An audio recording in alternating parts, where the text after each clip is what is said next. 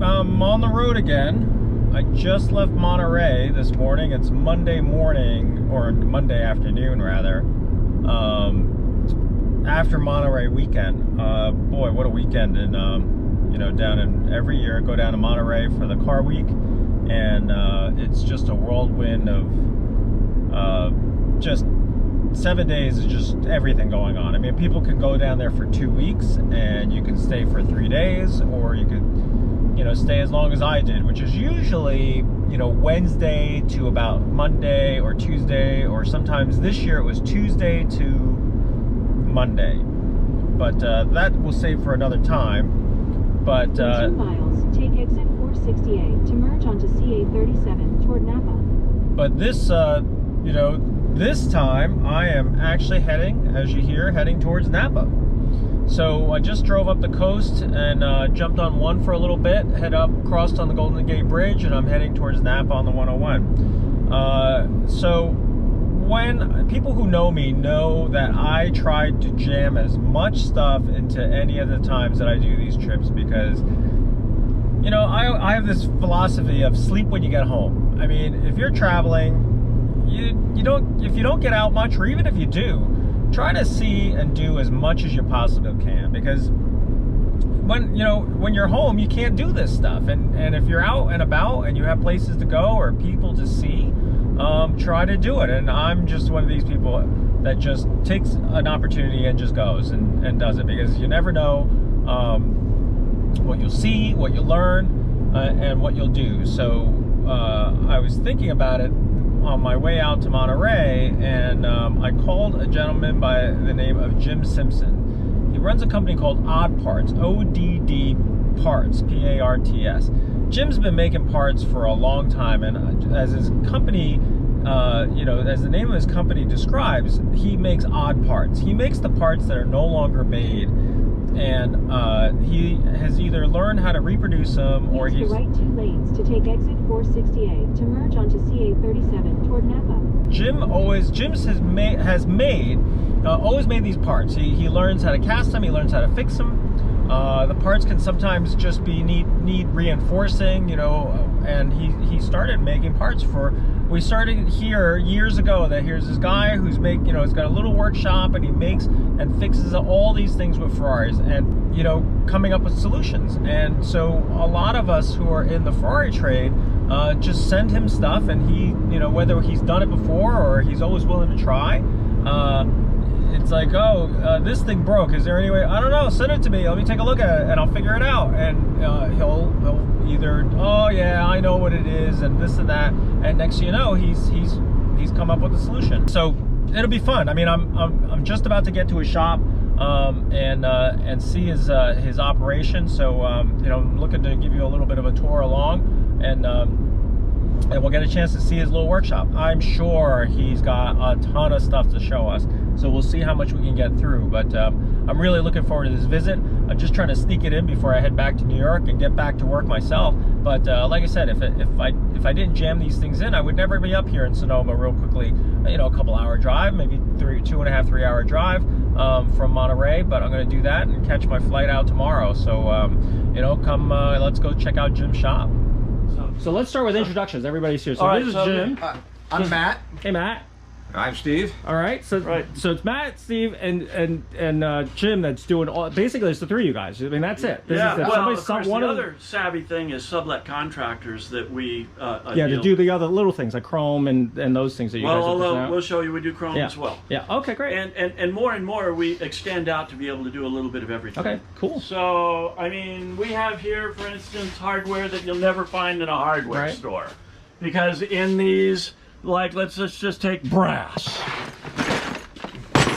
So this is a collection of stuff that we've had for years and years. And you don't throw anything out, because what you have to do is you need a little shim or a little shim stock. That's right. I mean, this may be a thermal sensor, but it could also be a bushing for a carburetor rod or something, you know? Right. Actually, this little box right here tells a lot, because we just got back from Pebble Beach, and this is my grab bag of stuff. Oh, you brought stuff down? Yeah, we brought stuff down. And to show what you've made. So, for instance, Fiat doesn't say money. But on the other hand, this had to go in the center of a wheel cover, which we'll show you later, that was originally a cloisonne badge. Right. Cloisonne meaning closeted. Every one of those was a little dike that they put powdered glass into and melted it. Right.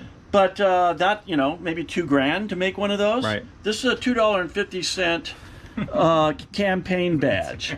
So we managed to meet found in a trash can's value. But I've also heard just recently I heard that people are doing the fake cloisonne by using epoxy in the. Have you heard that? Absolutely, and certainly. I mean, we can go the other way. I mean, here's a shift knob. Maserati, excuse me, Maserati 3500 shift knob.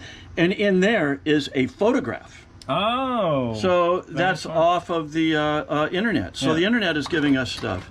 Here's your basic two-finger shift knob. Yeah. Here we have the shift pattern cast in a plug that we insert down into a base. This has a brass thread on it. And then when this all comes together, it makes a beautiful original equipment. Yeah. And the counterintuitive thing about this is we had to make a die to make the shift pattern so that these numbers would stand proud. But how do you paint the back of it without destroying the paint? It turns out that's white glazing putty. I mean, these are the strange things that you discover. You guys have figured out through the... We cast a lot of Zamac alloy, Z-A-M-A-C, zinc, aluminum, magnesium, and copper. This is what the new Tesla is made out of. Oh, really? The Tesla chassis. So that piece is then you can either chrome it, you can get it chrome polished and we can polish it as is and clear lacquer it to cheapskate out, or we can plate it here, which we can go around the corner and show you if you like. So here's something interesting. So people will send you something like this because they want to get rid of the rocker stands. Is that what they do? Absolutely. And then these will actually go on a wall somewhere. We have the correct crinkle finish. It's kind of a squiggly worm. This is just the wall hanging. Yeah, these will be a pair of wall hangings for the guy. Although they could be used. Yeah. But you remove this and you'll eventually just crinkle paint it. Absolutely. That's what they asked you to do. That's the beauty of crinkle paint. Right. Just like Bugatti. All sins. You know, they put all of the rocked filigree on the Bugatti castings to hide the ugliness of the casting. Exactly. This was at Pebble last year. This is an Isogrifo lens. They had the original, totally crazed. We sealed it and made it into a mold model to be able to cast this lens. But we cast, here's a Lamborghini windshield regulator. Here's a Talbot Lago dash knob. It's really pretty. Then more common fall apart things. This is an insulator that goes on the back of a Magneti Morelli alternator. But what I think it all started with this whole idea. I mean, this one looks like Daytona stuff or Dino stuff. It is. But it is. This is the ends that break that I talked about before. Sure. And this is the part that comes off on the light switch. But those pieces, all of them, like you can see this. But these are yours that you've reinforced and recast. Right. You're over here. There's some of it here, right? This is what you're basically. It's almost like a production line, right? Yeah, right now it is a production line. Yeah. Look up. Oh my God! Have you seen any of Holy crap! So these are ones that are these are things that are spares, or these are all in process of doing. Those are all ready for a switch to come in and. So you can just put them in and go. Yeah. Gotcha. We exchange everything. So what do you? Let's talk honestly. Have you guys seen the reproduction ones that are out? Oh yeah. What do you think? I mean, Well, if you had to explain like why yours are better. Typically, the nature of the problem is that the original acetyl plastic shrinks about 2% over the years. Right. And anything that was metal does not shrink. The plastic does shrink, so as it shrinks, it develops cracks, and they just fall apart. And what I've explained to people is because the people that said, well, I'll just glue it. I said, I've never seen glue because what happens we is have the crack seen goes across. every repair under the sun. The only Chewing one that I've been able to get adhesive fixed in a pinch, I've done it. I mean, I'm gonna tell you is that you just glob it all up with a big piece of JB Weld and hold it, but it's gonna only hold so long. And the other reason is, like you were saying, is it shrinks. It develops a crack. So unless you can fill that, and I don't know what you would be able to fill plastic in that gap to keep it, keep it from cracking again. I wish we had the better demo here, but basically, this semi-transparent plastic right here, this thing's all broken up, it's a long story there, but this is methyl methacrylate, which is a non-shrinking dental plastic that we use. It comes in the form of a powder and an applicator, and what you do is you get the tip of the nose of the applicator wet, it clings to it, and then we go ahead and glob it on. over a reinforced, now let's see. So this wire here we have heated and actually buried into the original acetal. Right. Then we bring it out here and spot weld it to the arm. In this case, its original carapace was already structured on the top, but all the knobs are different. In some of them we have to put a reinforcement on both the top and the bottom. But why are we using the original acetal plastic? Because really nothing is wrong with it except where it was cast around the metal. Right. This way, the original components on it we maintain because they're plenty strong enough, and it is original. Right. So in essence, this is an original equipment, Vitelloni stamped on the side of the arm that has been enhanced. Right. So we still can claim originality. Right. And maintain the same shapes and what have you. So now in terms, you asked about 3D, this is made of, it's called SLS, Selective Laser Sintered Nylon. Quality nylon 66 is so much stronger and stable than the original acetal plastic. So this is a Maserati Ghibli part. And we had to 3D this because there's simply not enough plastic on it originally to maintain the integrity of the switch. They all crack right around the body right here. The rod is so thick. You see the edges. Yeah, this is very thin. Yeah. So we can't really do our metal reinforcement on the Ghibli, and we actually 3D engineer them to make them work. And in that case, I don't think anybody else in the world... I think you have enough switches there for every Ghibli. Well, the problem here is, and this is another problem with 3D. You send something out... the first one's expensive. Well, this is like the 5th iteration. Right. Because they have to go back, modified, morphed, and then again, and then back. Right. And So, again. but this is the latest one. So every one of these are good, or some of these, or you have to tell which ones are the prototypes. We already know. Yeah. But yeah, there are prototypes, and then this is a real common twist switch carrier at the end of all the Vitelloni switches that allows us to replace what normally cracks right through here, because again, this goes over a metal shaft. Right. And this twist switch contact always is cracked. Right. It's always cracked. And being made out of nylon, it's far stronger than the original. Right. Except the balls and everything else. So anyway, it goes on. Yeah. No, but that's great. I mean, this is crazy when you look at these. I mean, you're just doing it as a production, but at the same time, you know, I know probably within couple, like what, 6 months, you're probably going to go through the inventory. You could. Right. Absolutely. You know? I mean, that's what we're up to now. We sold some in. So the final finish on these is POR 15 top coat. Oh, okay. That we have modified because out of the spray can, which is the best solution that they have, it is ultraviolet resistant and it's hard shell. Yeah. And is absolutely, you know, because that's regular POR 15. I thought that was UV, or is it different? POR 15. Their regular top stuff. Yeah, the regular stuff is UV sensitive. Only the top coat is UV. Is UV proof. Right. And we actually have to degas it. Oh, okay. We actually put the POR 15 into a chamber and then draw a vacuum on it, because otherwise, when you spray it, the bubbles form on the surface and cure right into the face. There. Yeah. It's terrible. Yeah, so then you can see that's the switch. Yeah, here's a completed 365 switch with our arms on it. Right. And we do some additional details, engine turns, some of the metallic parts. And this is actually a new knob that we cast in this mold right here, because the other one was broken. So we replace those sometimes, or we can repair them if they're not too bad. Right.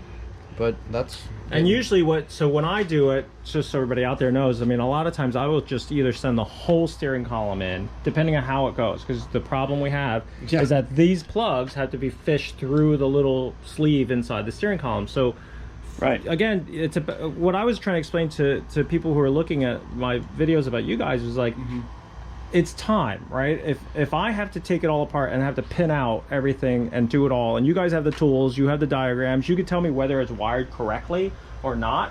And again, same thing. There are people who have rewired these things and they're wrong, and you guys have enough of a diagram to know what's right and wrong and how it cancels, and then we can check on my side of the wiring harness if it's correct.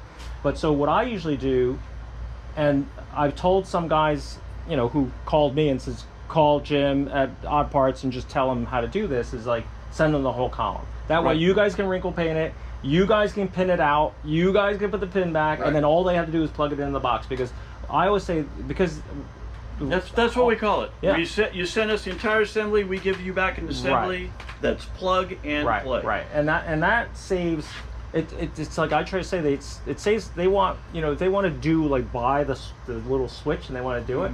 It's like, it's not just taking the switch bar. You got to take the little E-clip. You got to hope it doesn't go flying across the shop. Well, you have to go make sure that, you know. If you want to make sure that the little contacts don't trip over the lily pads, that's what we call these. We have to file these all flush. Right, because some of those, if it catches, if you catch it, it rips the little blade contact. Exactly. And ruined it. And actually, in some cases, we put a ramp in between it with clear methacrylate to make sure that it doesn't trip.